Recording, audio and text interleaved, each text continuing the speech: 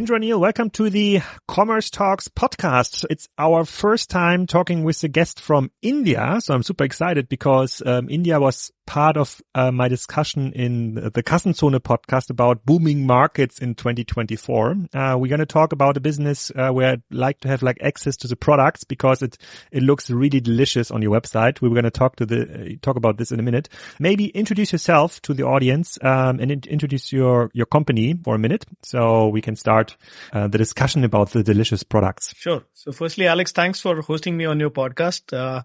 Really nice to come on your podcast, which is talking about commerce and businesses. To give you a brief introduction about myself, my name is Indraneel Chitale. I'm a fourth generation partner at Chitale Bandhu. We are a 83-year-old organization that was started in 1939. And that way, I took the responsibility of this organization in 2016, and I've been working in it since 2011. I am responsible for the omni-channel product business that we have, where we operate through a channel of about 85 stores, about 500,000 retailers who sell our product. Then that is across 10 states and 2 union territories in India. And we export our product to about 30 plus countries. And along with that, we see a growing business that is happening with the help of digital businesses, which includes e-commerce, website sales, and quick commerce. And that way, the responsibility of this balance sheet and P&L is something that I've been handling, and that's what I'm here to talk about. And for the people that are living here in Europe or in the US that maybe have not seen your brand in the shelves of their supermarkets, can you describe what you're selling? So I can see it on the website, but I would describe it the wrong way because maybe I'm using the wrong words here. Yes. So we are manufacturers of Indian sweets and snacks, and that's why majority of our products in India are either based out of milk or milk products and converted into value-added products, and snacks which are usually fried with the help of a lot of spices and oils, and that way packaged in the form of pouches and sold across. So we do export to Germany as well. And that way we have a couple of distributors located all across the boundary. But predominantly our sale right now is through the network of Indian stores in Europe. And as a trade boundary, because of the restrictions on dairy products in Europe coming in from Asia or India, that way we sell about 40% of our product range in Europe at this moment. Okay, interesting. Very cool. And before we are going a bit more into your omnichannel strategy and how it changed over the last decades, maybe let's talk about the Indian market. So when I talked with Florian Heinemann, he's a regular podcast guest on my German-speaking podcast about the Indian market. We tried to do some research before, and there's in the newspapers in Germany, in the manager newspapers, you can find articles speaking very highly about the momentum India gained over the last couple of years. And some articles are claiming it might be the next China. So pretty good progress for the next 10, 20 years, streets, infrastructure, whatever.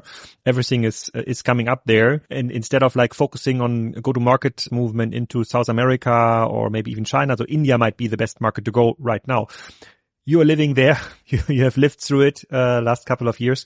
What's your perspective here? And you have a good understanding about the international market. So how is the situation really right now?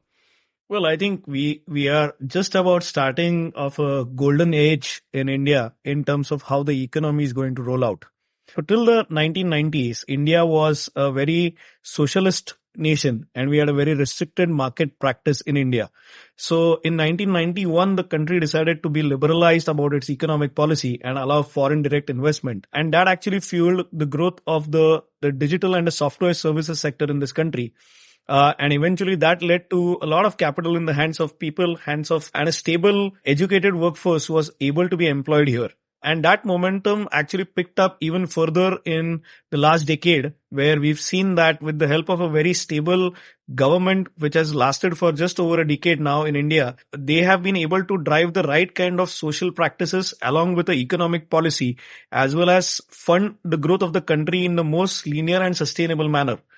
So this has led to us growing in from about a $2 trillion economy to just over $4 trillion in the size. And as a country, we are all gearing up in the next 1.5 year that will be a $5 trillion economy and probably the fourth largest economy in the world. So what this translates into is that you have about 1.5 billion people here who are all going to be beneficiaries of this growth in the Indian economy and have more cash in their hand to spend on consumer products and other services. And what's going to be valued more is the service and the quality. And with the help of the digitalization that has happened in this country over the past 6-7 years, where now every person can just pay with a QR code and a phone, and every consumer is a person with a phone. And with 5G rolling out at the fastest speed in the world in this country, we are poised for a phenomenal growth in this coming decade as well. And while doing that, what's incredible about India is that India is focusing heavily on the sustainability aspect of it, where the energy generation, the usage of fuels, the creation of infrastructure, and overall public infrastructure generation is a top priority to improve the cost and the impact on nature. So that's why we are very bullish on the Indian market. We are very happy about it. And that way, this growth of India and the per capita income of Indians is going to be the reason why intrinsic growth is going to be very much possible for Indian brands. And that's why it's a great marketplace for other brands and other nations to invest into as well. So in this growth, you're saying consumers will have more cash on hands that eventually has to be translated in higher salaries, and we are seeing this in some of the offshoring businesses we are involved in. So what you're saying is, so India will move out of this like cheap labor market, like where every bigger company tries to have like a big developer hub in India because it's so cheap and you can hire senior developers for $1,000 a month. So this time is coming to an end, and therefore like the qualifications are getting higher. But you're also saying the Indian economy is creating enough jobs for this new consumers. Is that the case? Because this is obviously something where China is struggling right now. So I think just like how it has happened with China, right now India's biggest strength and about 50% of its GDP is coming in from the services sector, which is something that will eventually peak or mature because of the high technical knowledge required in that sector. But India's manufacturing sector, which was once its backbone, but now just about 17-18% of the GDP, is something that is slated to grow.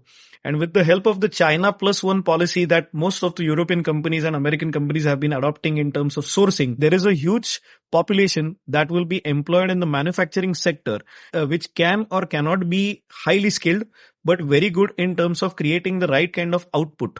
So this disparity that has existed in India is something that the second tier of this economy will be employed at a better scale right now in the coming decade. So while there will be a class which is higher, which is employed in the service and the technology sector, the manufacturing sector will actually create stable jobs for the people who were once below the poverty line, but who've now been able to come out of it over the last decade. Okay. And is there anything that could even develop faster or better, because still it's a country that is managed by like different layers. Like it's not like a communist state like China. So there's like many people that do have a say, and there's a very, very complex structure in the different regions of India. And this was usually like the reason where people said, okay, India will never have the same trajectory like China or other fast growing countries because it's way too big, way too complex, too many very different interests that cannot be aligned. But how is this working? So is everybody really focusing on economic growth? So are all interests aligned right now? That seems like a miracle. Yeah, well, so just like how it was with Europe, India is very much like Europe, where our states are the size of the countries in Europe.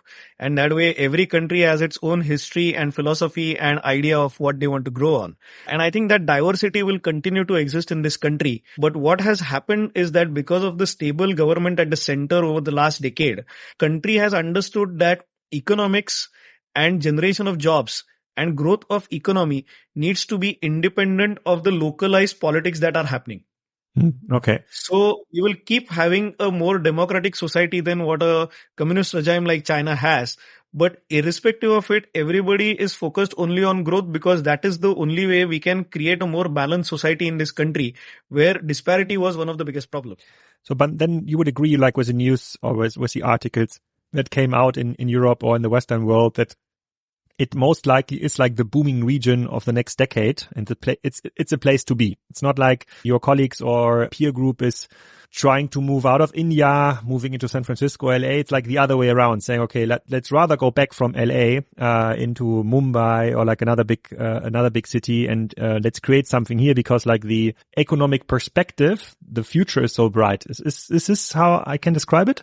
Absolutely. And I think that is also a reflection of what my senior team is doing as well, where two of my senior general managers who essentially are the C-suite that we call are somebody who moved back from Europe and US over the last year just because they found India to be a stable market to grow into and actually create an impact here.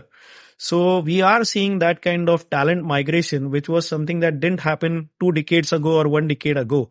Where I remember I was talking to this friend of mine from HBS, and he had the same question that, why is it that the Chinese people move back, but the Indians don't move back from India? And we are seeing that happening over this last 3-4 years. And I think, based on the way the trajectory and all the economic policies are being planned for this country, we will have a even bigger migration of talent moving back to India, and probably more global citizens making India their home to see and, be part of the growth story that India is. Ah, interesting.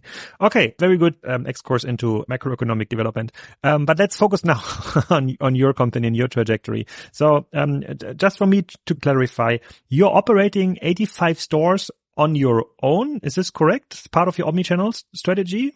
Yes. Yes. And why is that? Because the major part of the business must be like a wholesale business where you're delivering your products into other supermarkets. And like let's compare it. Maybe I know Nestle is bigger, but let's take an example. Like for the European countries, Nestle is not operating own supermarkets, although they could have, but their core business is like wholesale business. Their product should be distributed over wholesale partners like Aldi, Rewe, Korting. So what led to the decision to create your own stores? Well, so my family started with the dairy business, where we end up processing almost close to 1 million liters of milk every day. And back in the 50s, when the technique of pasteurization or preservation of milk was not very well established as much as it is today, the only way to preserve milk was to convert it into milk products. And that is how our store business came into existence, where we started selling milk products in the stores itself. So the store business actually happened first and the distribution business happened later. And that's why that continues to exist the way it is. And what we've come to see is that now the store is not just a mechanism of physical sale, but it is also enablement for digital sale as well, where even though the store operational timings could be just 12 hours, but we can service orders for more than 18 hours there by making it a dark kitchen as well and enabling it into digital platforms where people can order sitting in their home. So that's why these stores are located in the very highly penetrated urban markets of India. And we are actually able to bring down our time to delivery and delivery of fresh products to the consumers much quicker than even a supermarket could do. And secondly, also test our products with a loyal set of consumers and see what demands more scale and investments for automating and putting into supermarkets. But those stores you're operating are not selling then only your products, but also products from other manufacturers. Is this correct? No. So the 85 stores that I'm talking about, they are our exclusive branded stores. And there are about 500,000 stores that will sell our product, but these will be multi-brand stores, which will sell maybe our 300-400 other brands as well. So how many items are you producing? How many SKUs are you producing? So we produce close to about 530 SKUs every day. Okay. Okay, that is like enough, like for one store to fill the shelves. That helps improve the viability of that. Okay, sure. And then so you're selling it's Indian sweets and snacks, so salty businesses and salty products. When I had a podcast with one of the biggest manufacturer of chocolate products, he told me, high quality chocolate might be a thing like in Europe, but it's just like moving outside this kind of boundary. It's like in Asian countries like India or China, it's just upcoming. Is this true? So when like an Indian customer is thinking about like sweet products, he's not thinking about chocolate, because that would be the case in Europe. A sweet product usually is kind of connected with like a chocolate-based raw product. That's not the case yet. Well, so it's picking up, but what we see is that, so we call Indian sweets as mithai. And the mithai is something that was cooked at scale and sold fresh. Unlike that, the chocolates are something that are always packaged and sold through a cold chain probably at wherever required.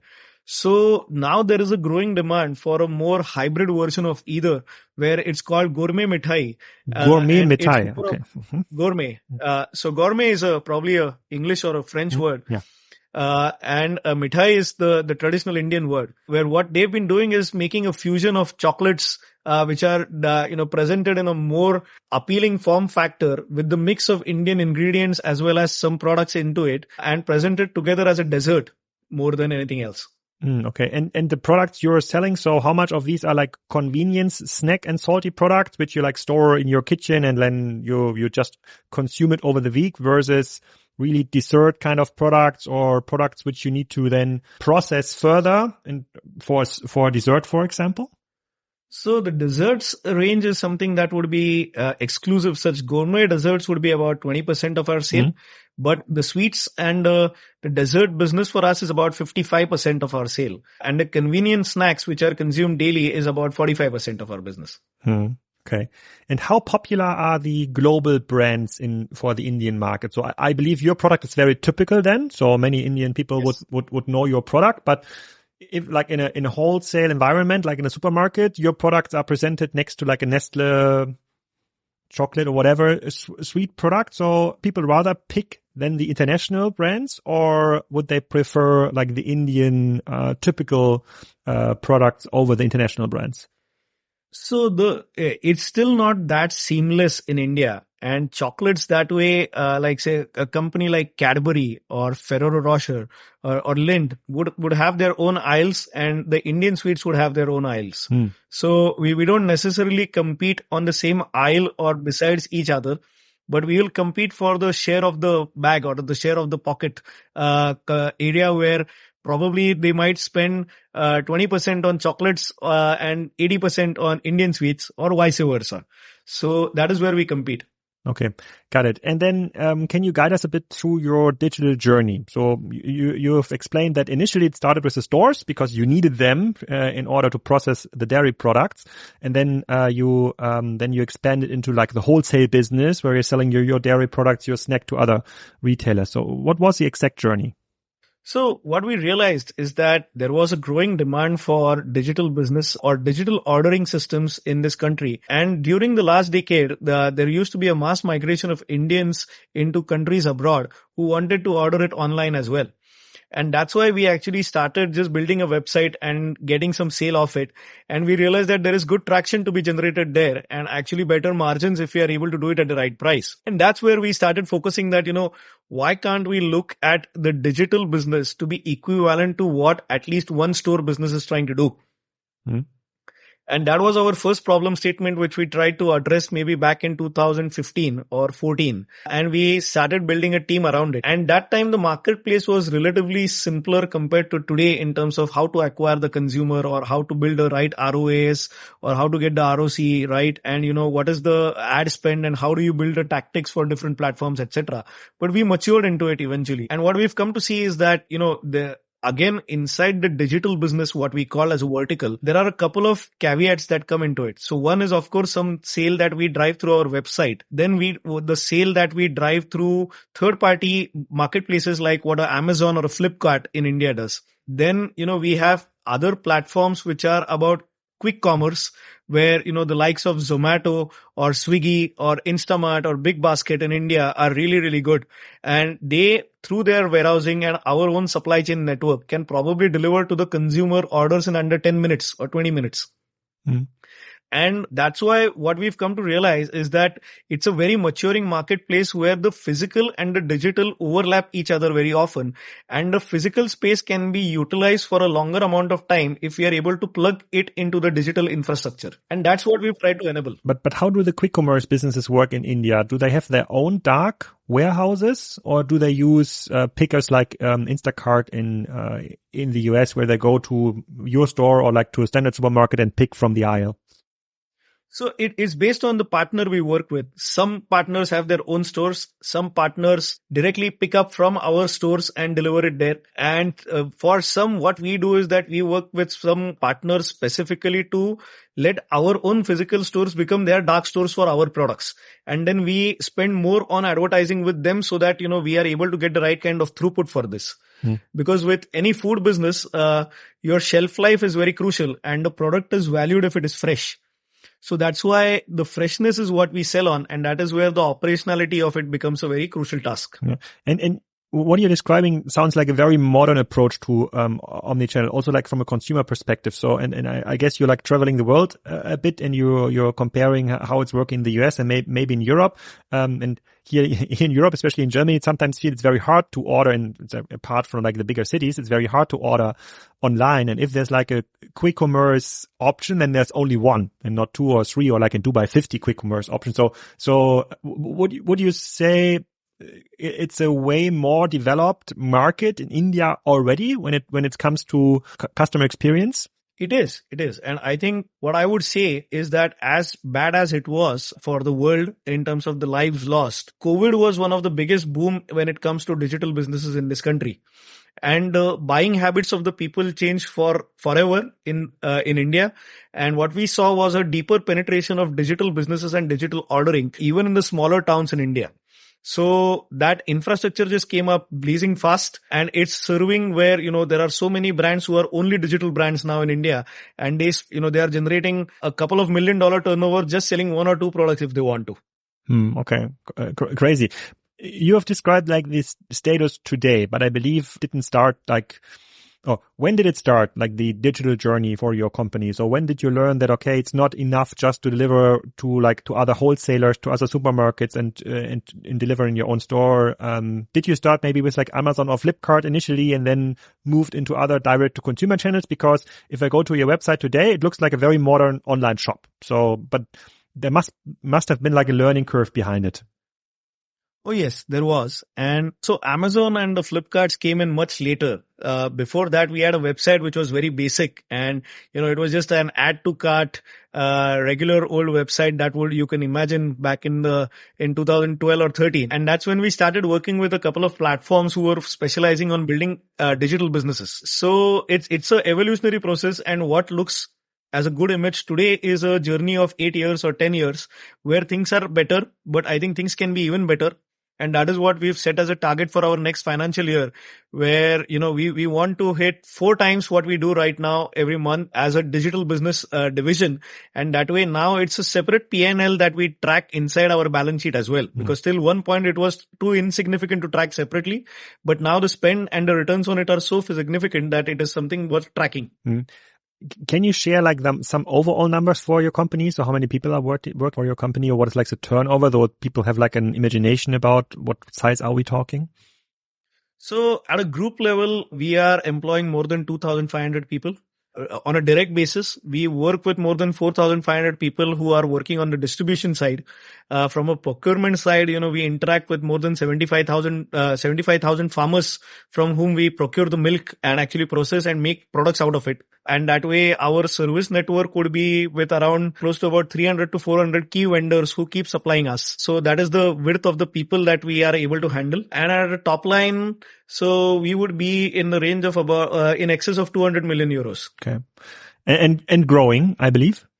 Yes, and growing at more than about 12 to 13% CAGR at a group level, and our product business has been growing at more than 20% over the last 5 years. And when you're thinking now in like quadrupling your online business, or at least doubling it, what we are seeing in the European markets is that many companies that are moving into the digital platform economy are facing new rules. Because in the wholesale business, usually if you're selling like to a supermarket in India, they would buy your products from your company and then they put their markup on top and then sell it.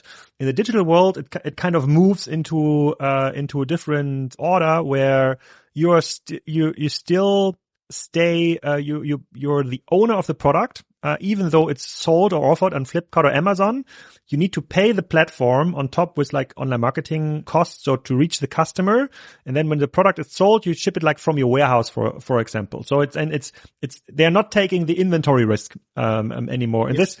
this leads to huge complications in organizations, because when you're moving from wholesale business where you're selling like big bulks of products into more B2C like business, this obviously creates a lot of fringes in the org chart. Is it something you're seeing in your business already, or is this far ahead or only like a minor part of the online business? No, it's already existing. And I think that is one of the big challenges that we have to face. Because the way the taxation also happens, the inventory needs to be loaded at the right places at the right time, and the compliances need to be there for it. So that way, I think it is an operational issue more than anything else. And the more, proactive you are as a management in terms of just setting the rules right, the better things get. But yes, I do believe that this is a very valid challenge that this industry faces. And the more it moves from, a channelized tier level distribution where there was staging from A to B to C to D, where now the sale is happening from A to D directly and everything in between exists, but they did not come into the picture. So that's why it's going to be a challenge in terms of how to navigate those on the statutory side of compliances. But I must say that the Indian government has been very proactive in understanding this, and they have been issuing a lot of changes in policy. And we also have fortunately been having a minister on the IT side who's been very, very proactive. So that just, I think, makes things easier in terms of marketplace access as well. And how important are marketplaces like Amazon or Flipkart for your business? Because like in the European countries, Amazon failed. I think it's the biggest loser in the grocery business in Europe. So they had like a very, very progressive grocery strategy, but they kind of lost because they didn't apply to the rules that were existent in this kind of market. So how is it in India? So does it play any role in your category? Oh, yes, it does. And it is an important category. I think what we face as a challenge as a food company is that sometimes the cost of logistics is higher than the cost of the product, because the way the logistics work is all on the volume business, and food occupies a lot of volume for very less weight. So it becomes an expensive proposition to manage. And that is where the decentralized warehousing works into the picture and makes things faster for us. So the likes of Amazon or Flipkart or India's very own marketplace, which is maturing now, which is called ONDC, is also built on the same lines. And with ONDC, I think the marketplace has been set to a free market ideology where other major competitors are following the same rules there. So I think it is not as dominant as a player in Europe, nor is it as likely to fail like it did in Europe, but it will always have competition which is localized, much leaner and much faster. Yeah. Okay. That's very good to know. And then there's like another important question which I wrote down before the podcast, which is like your direct to consumer strategy, because you have like a full-fledged online shop. So, and you're saying you are even doing a delivery yourself. You have you deliver from your stores from one of the 85 stores in the very dense populated areas. And if I would compare this, or if I were to compare this with companies in Europe in a similar category, snacks, I would say, they are very, very, how should I express this? Cautious about a direct-to-consumer business, because I say, yes, Alex, we're selling snacks, Pringles, for example, whatever, but like the basket size is just not big enough. So, and we are competing in a market where margins are thin anyway, and then we are becoming a competitor with our partners, and this leads to channel conflicts, and that's why we eventually decided against a full-fledged D2C strategy. So, just going through my head like different brands, but there's very, very few with kind of a proof of concept website. Nobody has like a full-fledged, okay, you can get the whole assortment here. You're getting maybe special services here. You're getting recipes for our snacks here. That seems to be like an outlier. And even in your case, you're like serving one very special category, which is like maybe 10-50% of the overall grocery basket from a family. So you cannot do like your full grocery shop with your product. So how is this working out? So is the basket size big enough for you, or is D2C just a window to your business, to your products, and which is helping then the other channels? So I think if I was to compare and how we try to build this digital and physical strategy together, was with, we had a good reference point in Germany with the supermarket chain called Rewe. And they have this compact stores called Rewe Go, I believe. I have seen them in smaller locations where they're really small. But I don't think so. They enable the e-commerce part of it, where they don't use those stores as a service point. They only use it as a trading point. So we kind of studied that model very well. And we just made sure that we enable that digitally as well. So when we did that, what we were able to do is that what we sell with the supermarkets and the distributors is a limited range of products and categories with a limited range of packaging and a channel or a product categorization which is focused only for that domain. And when we go into the digital and the physical branded retail concept, we have a same product but packaged in a different category or packaged in a different form factor or a weight factor where we know that it is part of a bouquet. So that's why the product categorization and the product management becomes a very, very important task at your end. And I think the complexity of your product range makes it very difficult for grocers. So we've also come to the conclusion that where we, from about 3 years ago when we had about 700 SKUs, we've actually gone down to 500. And I sometimes feel that all we need to do is about 200 because that is what is contributing about 85% of our sale. So it's always a yin-yang situation where you don't really have a very clear answer about it. But what's worked well for us is that product categorization and putting different packagings available in different markets suiting to the consumer who get into those markets is actually helping us make sure that there is no complaint in the channel. So we used to face a lot of complaints from our retailers or our supermarkets saying that, if you are discounting this product there and we are discounting that product there, then that's going to trouble somebody else. So determining that as a product category management activity is something that the brands have to do very well. And unless you have a team inside who's doing that full time, it will be a very difficult thing to be sustainable in every domain profitably. Okay. Got it. When you're thinking about like quadrupling next year or this year, what are the channels you're focusing on? Is it direct to consumer channel? Is it the quick service delivery channel from your own stores? Is it maybe, or are you also counting in online sales from your wholesale partners? Yes. So majority of the growth will come in from the quick commerce and third party e-commerce channels, where we will just work with them in a more integrated manner to provide marketing budgets as well as product availability at their places so that delivery and quick delivery is where we score on. Because all of these players are very much profitable when they do quick commerce, not necessarily profitable when they do e-commerce. So that's why the focus is on e-commerce and building value chain there. And the second would be in terms of the amount of spend we do and keep tracking as a ROAS for our own website sales. So that, we are just able to do it right with the help of the search engines and digital marketing and ensuring that we either drive the sale through our website or we drive it through third party retailers. But that will be a smaller chunk. The bigger chunk will always be quick commerce.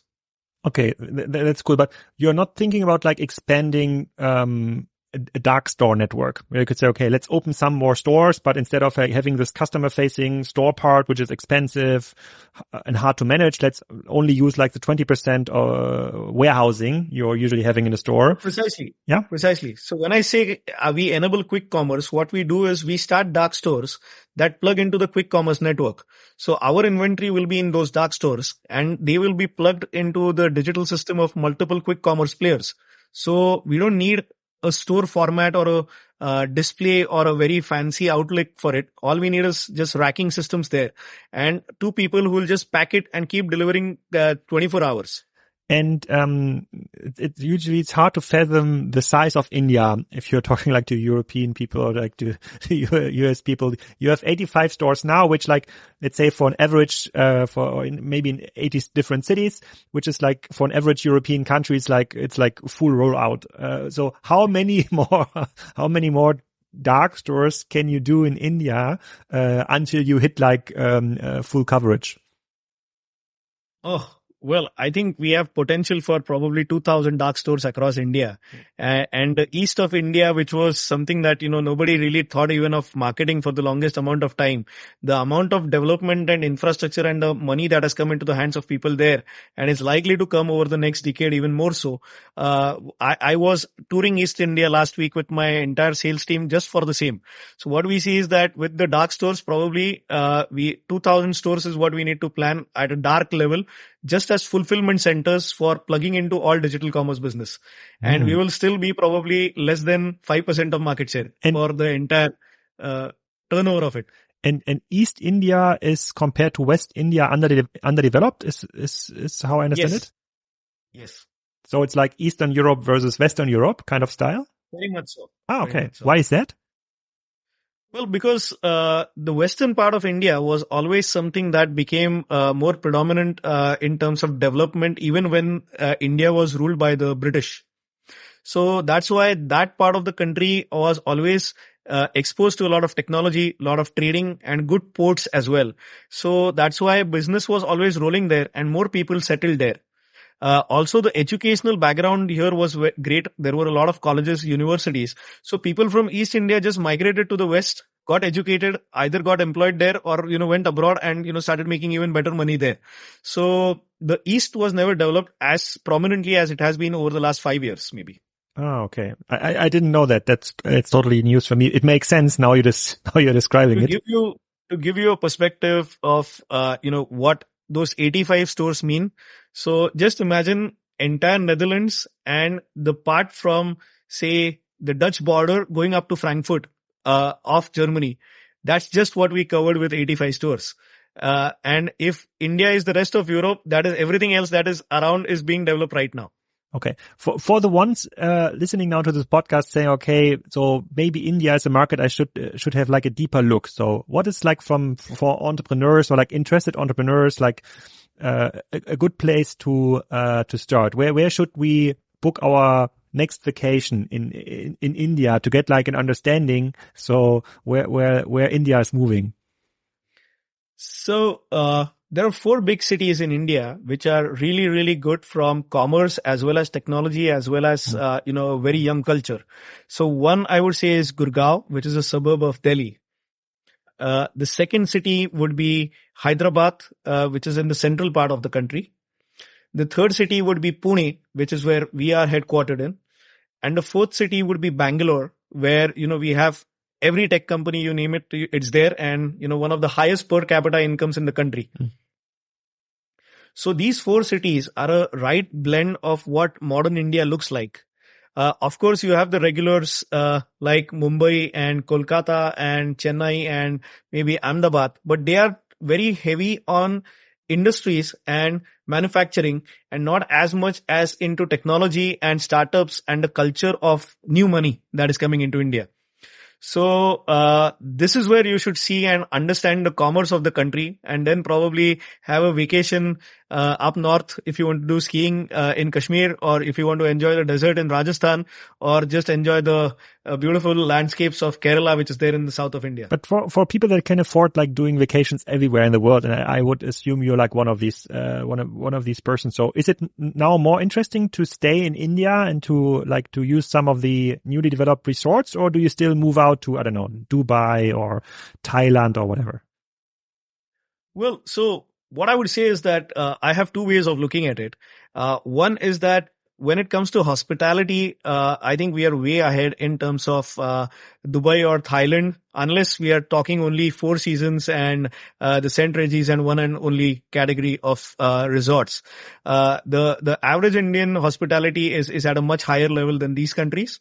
But now the resort and the tourism in India is so occupied, and Indians are just traveling so much inside the country that it's much more expensive to take a vacation in India than, going to Dubai or in Thailand. Really? So a night in Goa is going to be more expensive than a night in Dubai for the same category of hotels. Interesting.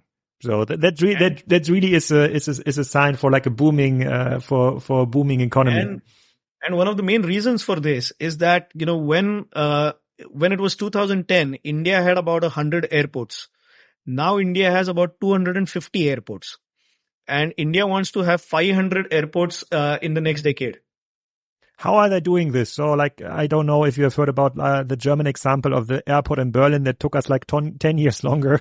And it was not even a new one. It's a renovated. It was a renovated one, more or less. So, I've had a chance to live in Germany actually, huh? very close to Düsseldorf. Okay. But that's why I know the running joke about the Berlin airport. Yeah, I mean, it's just crazy what's happening. Like, as I told you, I was in Uttar Pradesh last week, and they're building a new airport, and what they thought would take 5 years, they're going to finish it in 3 years. So, and it's going to be the largest airport in Asia. The largest in Asia. So we're not talking about like an airport with like 1 million passengers a year, but like an airport with like 50 minutes. It's as big as Istanbul. No, that's probably 100 million passengers. So we already have 2 airports in India which are handling more than 50 million passengers a year. So that's now not enough. That is the situation. So what we've seen is that with the rise of the spending population and airline connectivity everywhere, people are just traveling very well. And the way we have some low cost carriers in this country like Indigo or now with Air India being sold to Tata, it's just phenomenal what's going to happen with air travel. So, even red-eye flights are full nowadays, and I'm surprised because that was not the case a decade ago when I used to travel. And how much is it if you like go from Pune, you are located right now, to, I don't know,